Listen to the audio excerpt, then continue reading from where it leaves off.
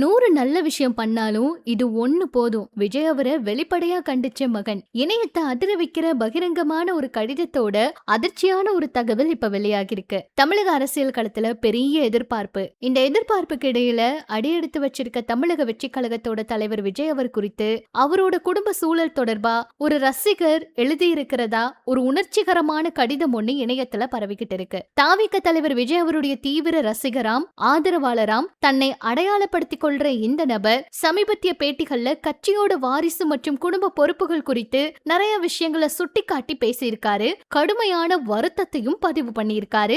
இது பயங்கரமா வைரல் ஆயிட்டு இருக்கு. அரசியல் களத்துல பல சாதனைகளை நிகழ்த்தி மாபெரும் வெற்றியை பெற்றிருக்கிறப்ப சில தனிப்பட்ட விவகாரங்களால ஒட்டுமொத்த உழைப்பு, நற்பெயர் வைரஸ் போல பரவுவது, இந்த அவதூறு எல்லாமே சிதைந்து போவதா அந்த மாடல்ல எச்சரிக்கப்பட்டிருக்கு. லட்சக்கணக்கான இளைஞர்களும் குழந்தைகளும் முன்மாதிரியா பார்க்கிற ஒரு தலைவர் இந்த மாதிரி தேவையற்ற சர்ச்சைகள்ல சிக்கி மக்களோட நம்பிக்கை இழந்துவிடக் கூடாதுன்னு, குடும்ப பெருமையை காப்பாற்றணும், இந்த பொறுப்பு உங்களுக்கு வேணும்னு வலியுறுத்தப்பட்டிருக்கு. அரசியல் மற்றும் தனிப்பட்ட வாழ்க்கை குறித்த விவாதங்களை மையமா கொண்டு சமூக வலைதளங்களை தீயா பரவி வர இந்த அறிக்கை அரசியல் வட்டாரத்துல பெரிய பரபரப்பை ஏற்படுத்தி இருக்கு. சொல்ல போனா விஜய் அவர்கள் பாத்தீங்கன்னா சமீபத்துல எந்த ஒரு நிகழ்ச்சியிலையுமே ஜேசன் சஞ்சய் அவரையோ சங்கீதா அவங்களையோ எதுக்குமே அழைச்சிட்டு வரல.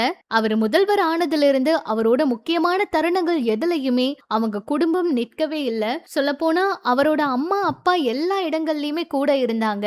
த்ரிஷா அவங்க கூட எல்லா நிகழ்ச்சிகள்லயுமே முக்கியமான நிகழ்ச்சிகள்ல கலந்துக்கிறாங்க.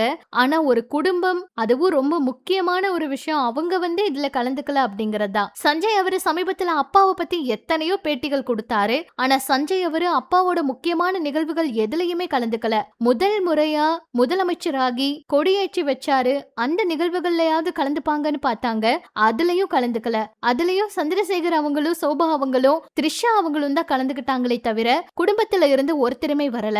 இது ரொம்ப தவறு அப்படின்னும், விஜய் அவர்கள் இதை மனசுல வச்சுட்டு குடும்பத்தோட பெருமையை காப்பாற்ற இனிமேல் குடும்பத்தை எங்க போனாலும் அழைச்சிட்டு போகணும்னு சொல்லியிருக்காங்க.